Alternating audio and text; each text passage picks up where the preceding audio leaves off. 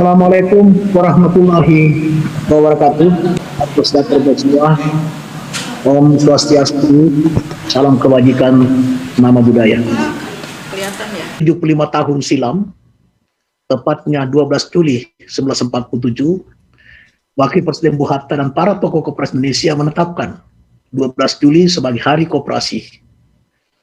Kedatangan Bung Hatta sebagai Wakil Presiden ke Kongres Koperasi di Tasikmalaya dalam situasi negara kita masih dalam perang kemerdekaan, tentu membawa misi mulia, yaitu melaksanakan amanat konstitusi pasal 33 ayat 1 Undang-Undang 1945. Karena bertujuan untuk mewujudkan perintah atau amanah pasal 33 ayat 1 Undang-Undang 1945, kehadiran Bung Hatta di Tasikmalaya tentu sepengetahuan dan seizin Presiden Soekarno. Mengapa?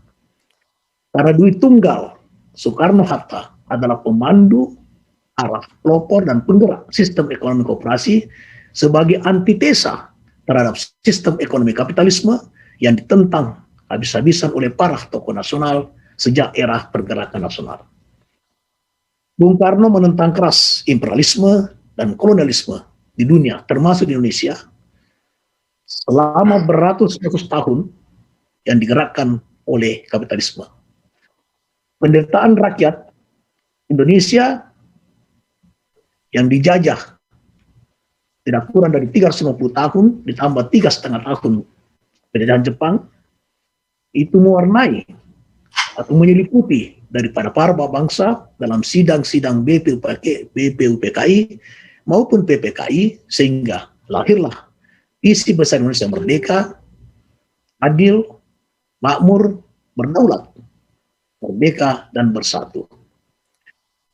Dan di dalam pembukaan 45 ditegaskan di dalam alinea keempat bahwa memajukan kesejahteraan umum.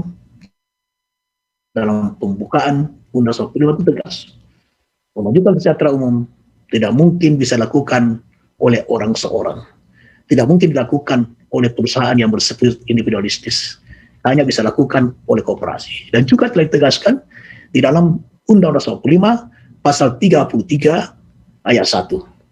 Perekonomian disusun sebagai usaha bersama berdasarkan asas kekeluargaan. Dan juga di dalam Pancasila, sila pertama, yaitu keadilan, sila kelima maksud saya, yaitu keadilan sosial bagi seluruh rakyat Indonesia. Visi, spirit, dan cita-cita Bung Karno dan Bung Hatta difasilitasi oleh Bung Hatta berupa sistem koperasi yang telah ditetapkan seperti saya katakan tadi, yaitu di dalam pasal 33 ayat 1 Undang-Undang 45. Jadi perjalanan Bung Hatta ke Tasikmalaya 2 tahun setelah proklamasi 17 Agustus 1945 membawa misi negara, yaitu menyiapkan pelaksanaan sistem ekonomi koperasi yang diperintahkan konstitusi dengan melibatkan gerakan koperasi. Bung Hatta jauh-jauh hari di masa perang kemerdekaan telah mengumpulkan bersama 500 tokoh gerakan koperasi dari berbagai daerah di Tasikmalaya. Bukan sekedar pemikir dan pejuang koperasi, tapi lebih sebagai representasi negara. Kongres Koperasi pertama yang berlangsung pada tanggal 11-14 Juli 1947 itu menghasilkan 2 keputusan yang sangat bernilai sejarah, yaitu pertama, lahirnya Dewan Koperasi Indonesia sebagai wadah tunggal gerakan koperasi NKRI. Kedua, tanggal 12 Juli ditetapkan sebagai Hari Koperasi Nasional. Kita bersyukur karena warisan konstitusi pasal 33 ayat 1 dan peristiwa bersejarah di Tasikmalaya 75 tahun silam itu terus dirawat dan dikembangkan di era Presiden Soeharto.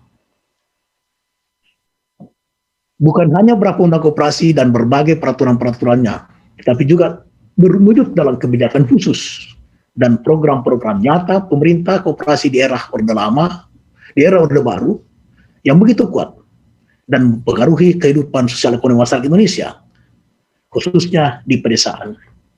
Bukan hanya KUD, tetapi banyak koperasi mengambil peran nyata bagi kehidupan masyarakat luas. Namun, warisan luhur para bapak bangsa kemudian meluntur di era reformasi. Bagi gerakan koperasi, Era reformasi justru semakin tak terarah.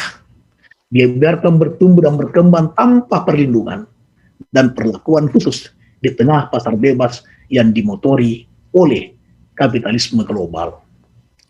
Padahal hasil riset Organisasi Koperasi Dunia ICI tentang pertumbuhan koperasi dunia disimpulkan bahwa di negara-negara berkembang, intervensi pemerintah terhadap perkembangan koperasi sangat diperlukan sebelum koperasi masuk ke tahap kemandirian. Intervensi dimaksud terkait regulasi dan kebijakan, bukan masuk ke nilai, prinsip, dan sistem kerja koperasi. Dengan segala kekurangan yang ada, regulasi dan kebijakan pemerintah Orde Baru, koperasi sudah cukup baik, terutama memakai sistem koperasi yang kita tahu adalah KUD Puskut Ingkut untuk swasembada beras dan berbagai kebutuhan pokok rakyat. Pertumbuhan koperasi ketika itu tumbuh sangat besar, mencapai kurang lebih 200.000 unit di beberapa tahun yang lalu. Dan sejak awal reformasi adalah buah dari persepsi masyarakat Indonesia terhadap koperasi sebagai organisasi ekonomi rakyat itu sangat menurun. Sayang sekali, sahabat sekalian, para penggiat koperasi di seluruh Indonesia, bahwa kesukaan masyarakat terhadap koperasi tidak diikuti regulasi dan kebijakan yang kuat berpihak kepada koperasi. Perhatian pemerintah justru lebih kepada UMKM. Padahal banyak UMKM adalah anggota koperasi. Pertanyaannya, mengapa program pemerintah tidak memakai koperasi seperti dulu? Pemerintah memakai KUD di dalam menciptakan swasembada beras, kemudian induk untuk koperasi yang lainnya untuk penyaluran sembilan bahan pokok dan lain-lain sebagainya. Program Brilian misalnya, penyaluran dana kur justru melibatkan lembaga perbankan dan cuma 2 koperasi yang dilibatkan. Kalau seandainya penyaluran dana kur disalurkan oleh koperasi, tentu ekonomi rakyat akan semakin bangkit dan koperasi akan semakin berperan, bahkan cenderung akan menjadi pelaku ekonomi dominan. Ketika dunia, termasuk Indonesia, kini dilanda ancaman krisis pangan, mengapa pemerintah tidak mengkonsolidasikan petani, peternak, petambak, dan nelayan melalui koperasi-koperasi? Tentu koperasi yang digerakkan dan diawasi ketat oleh pemerintah, yang memiliki sumber daya yang besar dan tersebar di seluruh Nusantara. Sahabat-sahabat sekalian, penggerak koperasi di seluruh tanah air. Dari paparan di atas, dari pengalaman di atas, dari kondisi tersebut, maka di Hari Koperasi 12 Juli tahun 2020 ini, saya memberi judul pidato saya, yaitu Gerakan Koperasi Menggugat.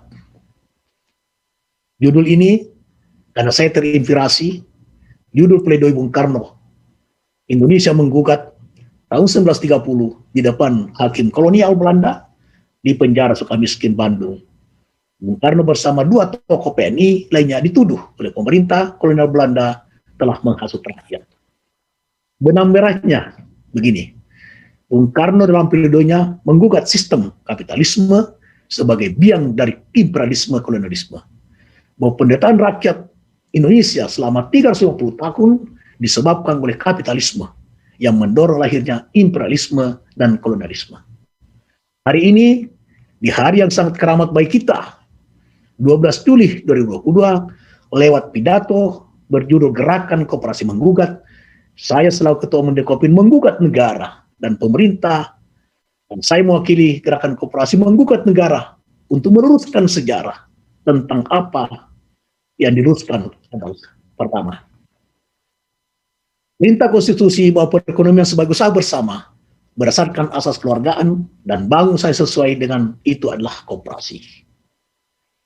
Dulu Undang-Undang 45 yang asli sebelum amandemen bangun usaha yang sesuai dengan pasal 31 adalah koperasi, dan itu tercantum di dalam penjelasan Undang-Undang 45. Kedua, keputusan para tokoh koperasi Indonesia dalam Kongres Koperasi di Tasikmalaya yang menetapkan Hari Koperasi 12 Juli dan pembentukan Dewan Koperasi Indonesia sebagai wadah tunggal Gerakan Koperasi Indonesia untuk meluruskan 2 warisan sejarah itu, saya selaku Ketua Umum Dewan Koperasi Indonesia menyatakan 10 poin penting. Pertama, yang terkait dengan pasal 33 Undang-Undang 1945. Satu, kembalikan pasal 33 ayat 1 yang asli dengan memasukkan kata koperasi di dalam batang tubuh pasal 33. Kalimat penjelasan bahwa usaha koperasi sesuai dengan itu adalah koperasi tidak dapat dipisahkan dari bunyi ayat 1 yang berbunyi perekonomian sebagai usaha bersama berdasarkan asas kekeluargaan. Gerakan Koperasi Indonesia menegaskan bahwa penghapusan penjelasan pasal 33 ayat 1 lewat amandemen adalah pangkal dari ketidakjelasan arah pembangunan koperasi di negeri ini. Karena itu, tentu perjuangan tidak mudah. Dan mudah-mudahan begitu ada sidang umum MPR yang melakukan amandemen, saya mengajak seluruh penggiat koperasi di seluruh tanah air untuk mari kita bangkit mendatangi gedung MPR. Seluruh anggota, kalau perlu 100 juta anggota, 33 juta maaf, 100.000 badan usaha koperasi, kita mengepung DPR, MPR untuk menyampaikan aspirasi ini sehingga badan usaha koperasi masuk dalam batang tubuh Undang-Undang 45. Yang kedua, pemerintah dan DPR segera menyusun dan menerbitkan Undang-Undang Sistem Perekonomian Nasional sebagai penjabaran pasal 33 Undang-Undang 145. Ketiadaan Undang-Undang Sistem Perekonomian Nasional telah menyebabkan puluhan undang-undang sektoral tumpang tindih. Upaya negara, pemerintah, dan DPR menerbitkan Undang-Undang Omnibus Law hanya bersifat pemadam kebakaran atas tumpang tindihnya dan sama sekali tidak menyentuh substansi dari amanat pasal 33 Undang-Undang 145. Ketiga, segera mengesahkan RUU Koperasi yang baru sebagai payung hukum yang memadai dan sesuai dengan tuntunan kebutuhan dalam rangka pembangunan koperasi Indonesia. Undang-Undang 45 tahun 90 sudah tidak relevan lagi dengan tuntutan kemajuan. Dan karena itu, RUU yang sudah dibahas DPR dan pemerintah di akhir tahun 2019 agar segera disahkan. Karena RUU yang telah dibahas tersebut telah memadai untuk mengantisipasi segala kebutuhan tantangan yang dihadapi oleh gerakan koperasi Indonesia. Keempat, pembinaan koperasi oleh negara, pemerintah dan DPR bersifat setengah hati.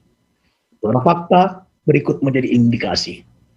Kementerian Koperasi bukan lembaga teknis yang bisa mengeksekusi dan tidak memiliki kaki hingga ke level kabupaten kota. Anggaran Kemenkop tak sampai 1 triliun untuk usaha rakyat karena negara tersebar di 17 kementerian dan lembaga.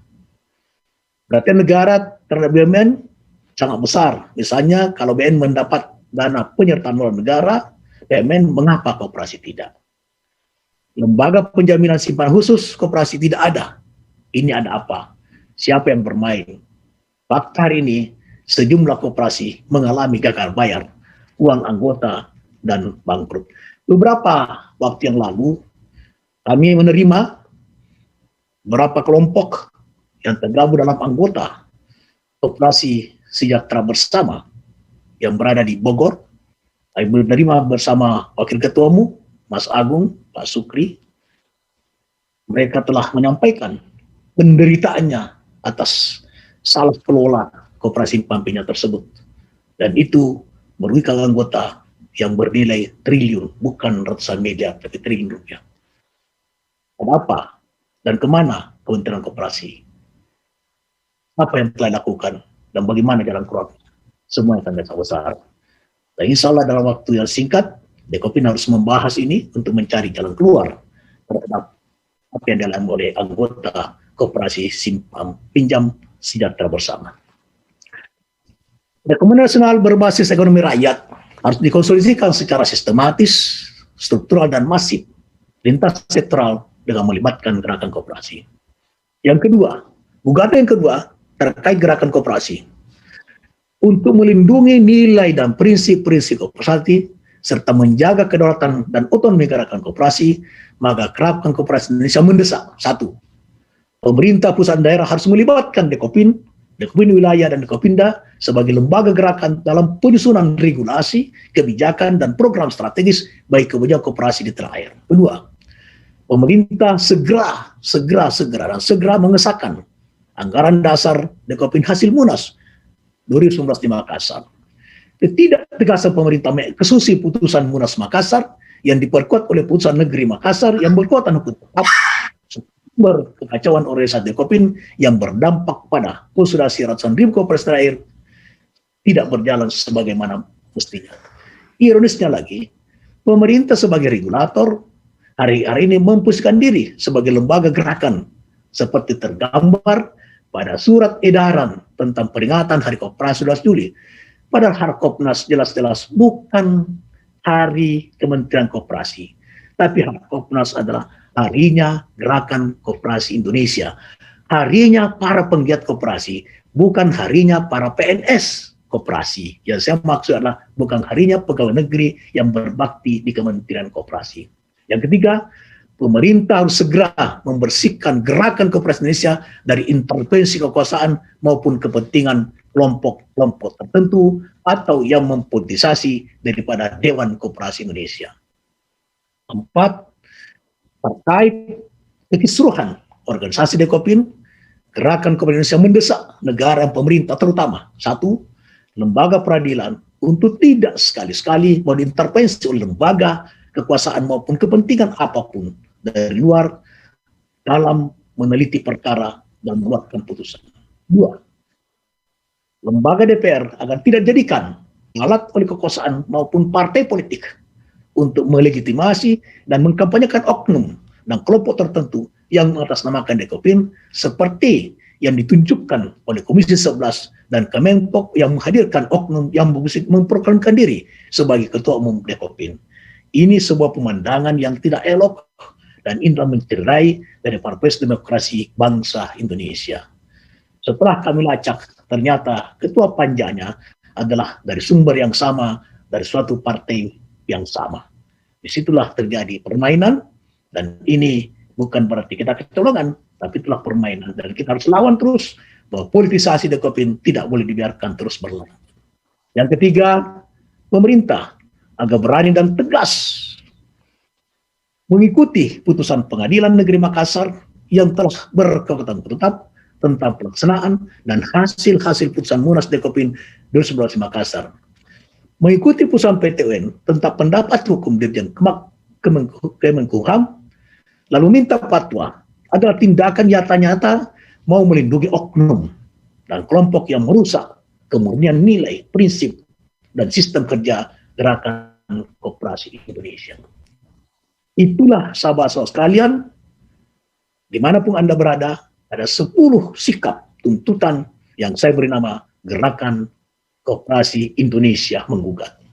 Itulah pidato saya hari ini, mudah-mudahan bisa dicamkan, dilaksanakan oleh seluruh penggiat koperasi, khususnya Dekopinda di seluruh Indonesia. Demikian pidato Gerakan Koperasi Indonesia Menggugat, saya sampaikan secara terbuka kepada segenap komponen bangsa sebagai panggilan sekaligus kewajiban sejarah untuk meneruskan sejarah dan mengawal kemurnian nilai, prinsip, dan cita-cita perjuangan Gerakan Koperasi Indonesia. Kepada segenap struktur dan anggota Gerakan Koperasi Indonesia, saya mengucapkan selamat Hari Koperasi ke-75. Semoga Tuhan Yang Maha Esa senantiasa melindungi, menuntun, dan membimbing usaha-usaha kita melaksanakan amanat Pasal 33 Undang-Undang 45 untuk mewujudkan cita-cita bangsa dalam sila kelima Pancasila, keadilan sosial bagi seluruh rakyat Indonesia. Dirgahayu Koperasi Indonesia ke-75. Maju terus, pantang mundur. Wabillahi taufiq wal hidayah. Wassalamualaikum warahmatullahi wabarakatuh.